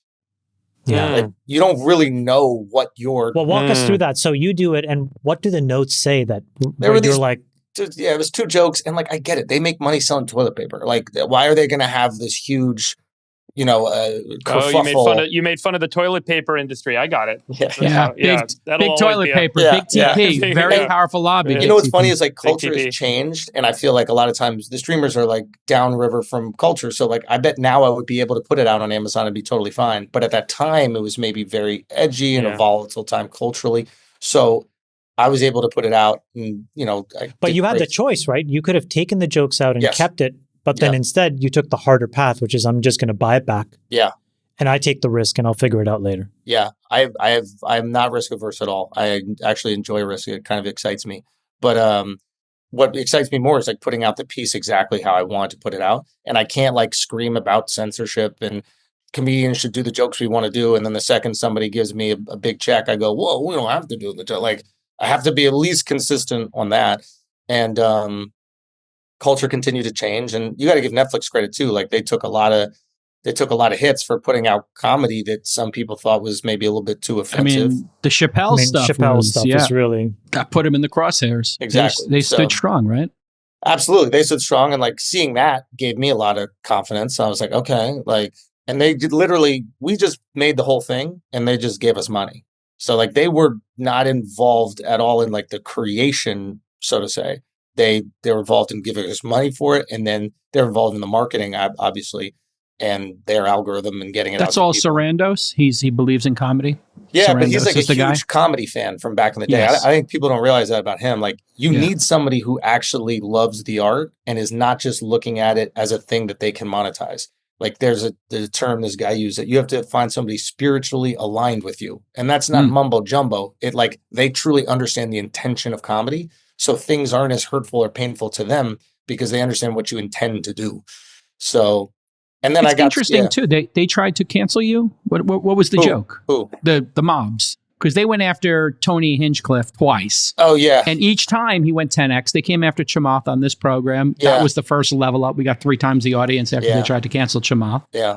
The White House released a statement. It doesn't really work when you have like core fans that believe in you. And I feel like you guys have probably built that, you know, the relationships you've built with your fans. There's probably people very grateful of the information that you give them.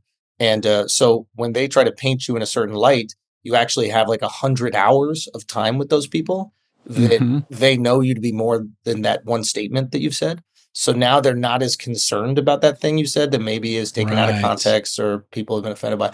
I think like the biggest thing that people miss about comedians is like, you're allowed to be offended by the joke that I say. Like you're allowed to react however the fuck you want to react about it. You had your life. You went through some crazy shit. Maybe you were bullied as fuck as a kid and like you don't want other people to potentially have those feelings. So you see a joke that could elicit that and you're like, I want to protect them from that. That's kind of noble. I'm cool with that. If you yourself tell me you don't like me teasing you, I'm not going to tease you personally ever again. I want you to feel good.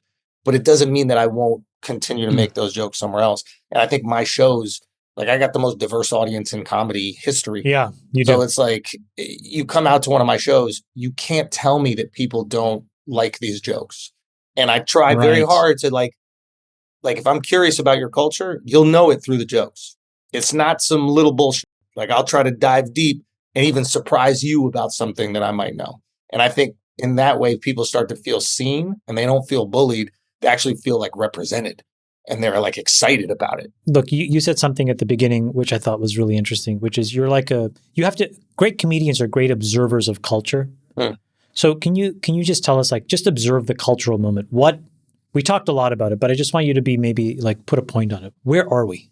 Where's America? What the hell is going on? Like what's happening? Or just like however you feel that question, like what the hell is going on? All-time low confidence in institutions. Low confidence in information. There's an obsession with conspiracy because that's twofold. One, like it's the easiest way for dumb people to feel smart. Like when you know something no one else knows and you get to share with people, like there's that like dopamine hit where like, I bet you didn't know this happened, you know? Yeah. But those thrive in times where there's not real transparency. So I think everybody's looking for answers and nothing is exactly how it seems. And the only way to reinstill that confidence is, I think, like brutal transparency. Like you got to just be like really honest with the people. This is what it is. And we're Americans. We're proud people, you know, so we can get through whatever you say, but you got to tell it to us as it is. And I think we're just assessing relationships right now. And I think like when the economy is rough, like you're seeing all the Jewish stuff right now, right? Like obviously with the conflict. Crazy. Well, this is the thing you got to understand. Like most people have never met a Jewish person. Like most Americans have no clue what a Jewish person is outside of Curb Your Enthusiasm or Seinfeld. They don't know what it is. They think Jews are Upper East Side New Yorkers. Like like Seinfeld, or they think it's like Hasidim. Like it's just like one or the other. Exactly. They don't even know what like a Sephardic Jew. They don't know what an African Jew is or a Moroccan Jew. They have no clue what that is. And they shouldn't. They're like, how many Jews are there? They're like more people from Laos than there are Jews, right? Like it's like a very small population. So I think there's like a little bit of a disconnect. And, you know, when you don't know a people, and I think this is probably true, and I could be off, but I think there's like an ambient feeling towards Jews from people who don't know Jews.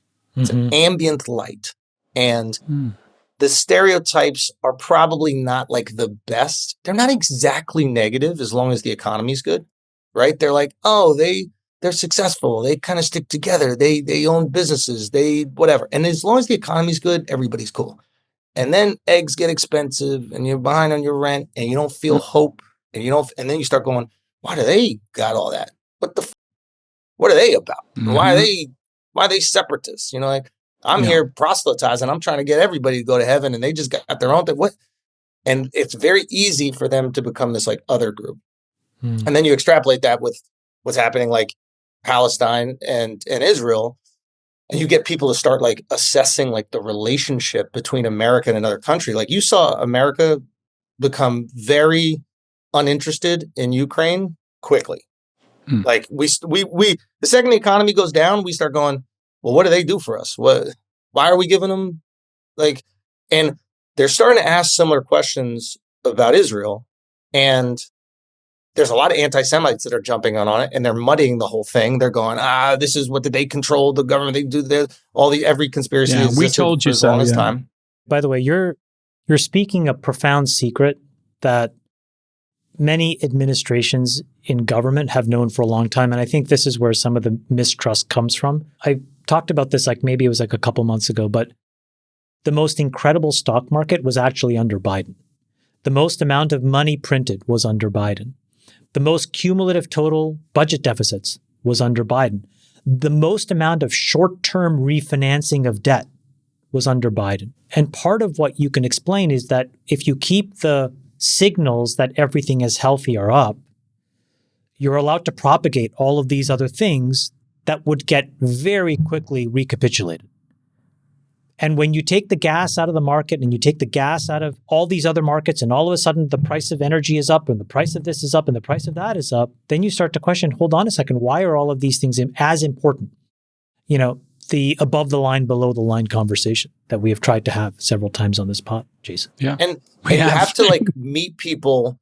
You have to meet people where they feel in order to communicate with them, right? Like they could, like when people right now are like assessing like America's relationship with Israel, like it's and you hear these like sound bites, like that's our closest ally. And then they go, well, what does that mean? It's like, well, let's explain to them what that means. Like, let's explain the importance of that relationship and how it's beneficial to Americans. Because if you don't explain it and you just go, oh, just be quiet, whatever, then they start to look at these lunatics on Twitter and start to go, wait a minute, is that true? Yeah. And then they're down the conspiracy hole. Exactly. Like you have to explain, like, I don't know what the mineral deal was about, but I know with Ukraine, but I know for a second there were some Americans who go, oh, we're going to get some minerals out of that? All right, minerals sound good. Like they're going to pay us back. Yeah. It's that simplistic, right? So it's like, I think that kind of communication is important and it will actually help understand these relationships, which I imagine are very important. I'm not privy to all the geopolitical decisions that are going on there. Who knows? Intelligence from Israel could have thwarted 20 more 9/11s. Yeah, maybe you can't say that because you expose the intelligence operatives you have in the field. But it would, I think, be helpful to understand the value of that for the everyday American so that when you see something crazy on Twitter, you can go, okay, you're just an anti-Semite and you're looking for a justification for your hate. I mean, this is your point about Trump. By the way, sometimes he has these. Take care. We'll see you later, bro. Take care, David. This is like, I think, the point there's going to be a conspiracy theory good, about that right now. I just want to let you know. Yeah, you just the Jew we talked about Israel, and he's like, all right, I'm and the here. one Jewish guy left. Way to go, Schulz. This is how it starts, David.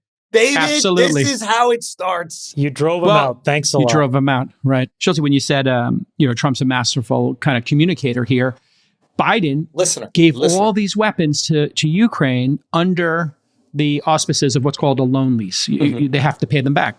But Biden never communicated that well. Tell us. And then Trump comes out and he's like, you know what? We gave them 180 billion. They're going to give us 500 billion back. We're making he basically described a 42% compounded return. Sounds good to me. Yeah, it's better than anything that's ever happened. I mean, he's out there in terms of his ability to communicate at Chamath. As we wrap here, any final thoughts? What do you think about Trump and how he's doing and what he's doing so far? And what do you think about Elon and DOGE? Ooh, here we go. Okay, so Trump and what he's doing, how he's doing so far, like I don't know. Like in other words, like I don't I don't know if I can like assess it right away. Maybe I'm giving him a little bit longer like landing strip or whatever than other people because I have a little bit more hope or optimism. I get if you don't like the guy, you're going to see how horrible this is immediately. But I'm going to give him a little bit more leeway to see. If it doesn't work out and it's really horrible, I'll be the first person to call it out. Like he's in power. We should definitely check the people in power. But I'm hoping that these actions in the short term are beneficial in the long term. Is everyone going to work out? No. DOGE is like, I'm so depressed about, not depressed is stupid, but like I'm bummed about because I don't think there's any American that is pro waste, inefficiency, and bloat. This should be a bipartisan issue. Like all Americans should be coming together going, oh my God, the DMV is going to get better. This sounds awesome. Yeah. And I think, I have a lot of respect for Elon, but I think sometimes on Twitter, he's like twisting the knife a little bit. And it's like, you don't need to twist the knife. Like we all want this. This is something we can come together with as a country and support. This sounds great. Don't twist it. Just kind of let it be. Show your wins. When you do something wrong, we can acknowledge the things that we did are wrong and we'll respect that. It bums me that this has become so partisan. And I do understand there are a lot of people on the left that are making this partisan as well. And they're weaponizing it. Absolutely. There was this crazy clip between Rogan and Elon where Rogan was like, how does all this go down actually? And he's like, well, I can't really speak about the corruption because I'm afraid it would get me assassinated. He's like, actually, if I tell you what I know, it was the weirdest 2-minute clip. And then they just kind of left it and moved on. And my brain was like, what are they talking about? What must be going on there? I mean, there's a lot of money going out the door. Yeah, but who's killing Elon? Like, if we are going to have World War III, don't you want the guy that has the rockets to go to Mars on your side? Yeah, you kind of want the super genius on your side, for sure. Another thing that's like really interesting to me is like people keep doing these things like, what is Elon's play? Like, what is he doing here? Like, is he actually going to take over? And it's like, Elon has been dealing with like local government for so long, trying to push through. Like he is not an American citizen. He cannot be president. He is at the highest position he will ever be in his lifetime in America. You can't get higher than being the right-hand man of the president since you're not from America. You can never be president. So I think he's going to behave really well because now he's in the most powerful position he will ever be in. Mm-hmm. If you want to talk about like power plays, you got to watch out for JD. That guy's high emotional intelligence. Like that, that's somebody that I would be keeping my eyes on if I'm Trump. But Elon, he's going to be your best friend because it's only downhill if he pisses Trump off. Interesting. Little Manchurian candidate for JD. No. I'm not saying that he's going to do anything bad, but he is like, right. Don't treat him light. Like we got this. Don't sleep on JD. New Yorkers, we do this all the time. We hear someone with like a Southern accent, we think they're a goofball, and it's like, right. That guy went from like a broken home to Yale, Appalachia to Yale, and then the VP, and he's 40. He's your age. He's like 40. He called Trump Hitler or something, and he ended up as his. He said, "I'm a never Trump guy." So to say that he's not emotionally intelligent, to say that he doesn't know how to manage up or whatever that term is. He's sappy. Hey, keep an eye on him. Keep an eye on him for sure. All right, listen. Andrew Schulz is playing at the Funny Bone on April 16th and 17th. He'll be at Chuckles on the 20th. Two drink minimum. Buy the veal. You know where to find them. Incredible Netflix special.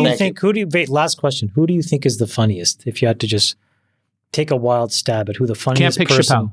No, me, Jason, or Friedberg. Of us. Between the three of you? Okay, so you can say me. Jason. So Jason is the most like naturally inclined to be funny. He's probably just most funny being around. Chamath will probably get the biggest laughs when he says something funny because he's not asking for much. Like he'll just say something that's like a dart and it will kind of like hit you and you'll be like, oh, got it. And then I think David will like structure something really funny and you'll be like, ooh, that was a clever, I see how you did that right there. I was actually, when I was an astrophysicist, Chelsea, so that would be funny myself. I did summer stock. That would be my take. Like, I think if we're off the pod, I think Chamath says some like wild shit that everybody goes, what the fuck? I think you say that the most. That's what I would say. There you go. All right. Andy Schulz picks me. There you have it, Mom. I would like to clip that. And All right. Continued success. Come back anytime. I like the way Schulz pronounces, but I may go to Chamath. I like that. Chamath. Yeah, but Chamath is too used, actually. We should go to a different pronunciation. I love Chamath. Chamath is just so incorrect. It's tough with the, I know you're Sri Lankan, but it's tough with the names from over there. Like my podcast co-host, Akash, right? Akash, yeah. Everybody calls him Akash. Now, his name is spelled with 2 A's. Akash. After, so it's like Akash. If it's got 2 A's next to each other, you want to go there. After the K, you go there. But it's Akash. So Akash. It is tricky, but he said like his parents specifically picked a name he thought that Americans would be able to pronounce. Like they calculated that. And like they were trolling him. I think that's like that's a really beautiful thing for a kid. Like you bro. You know, like how much he's already they could have named him John. Steve, if they wanted it pronounceable. They had to keep it real, though. Jack, they still had to keep it real. They were keeping it real. I was about 8 when I could read and write English well. 8, okay, because it was my second language. And when I saw my name written out, I was like, "What the f did they do to me here? What is this going?" They picked my middle name. Hold on. Is like 15 other letters. Hold on. My middle name. A name that has math in it. Like they knew what they wanted. You know what I mean? Yes. They were like, if you can pronounce this, you can solve the Pythagorean theorem. It's so true. Yeah. This is harder than the Pythagorean theorem. My son is going to be an engineer.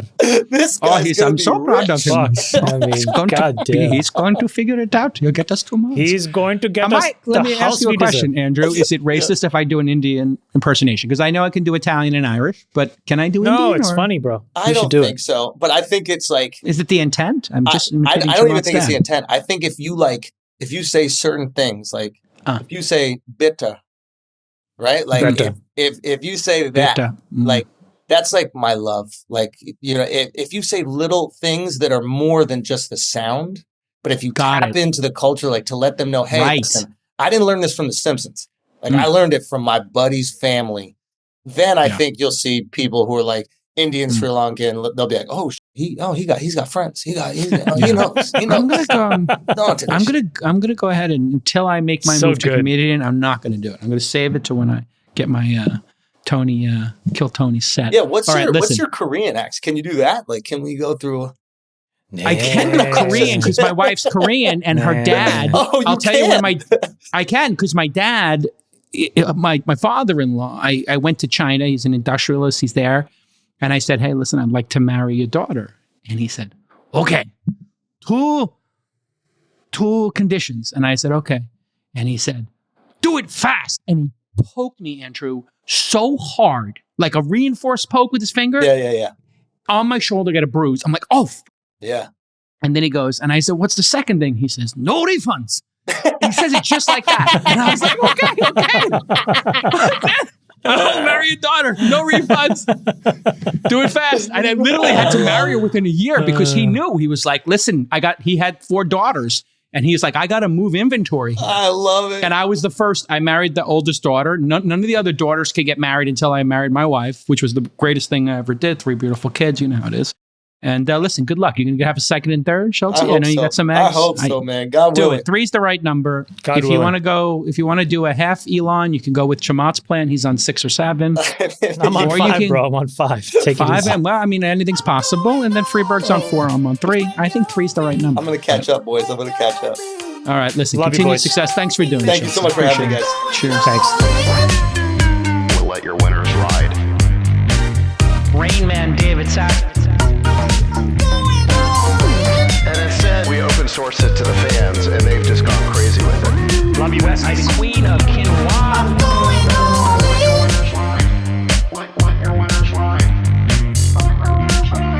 Besties are back. Code 13. That is my dog taking a notice in your driveway. Oh, man. My haberdasher will meet me at Clinton. We should all just get a room and just have one big huge orgy because they're all just useless. It's like this sexual tension that they just need to release somehow. Wet your beak. Wet your beak. Your beak. That's gonna be. We need to get merch. Besties are back.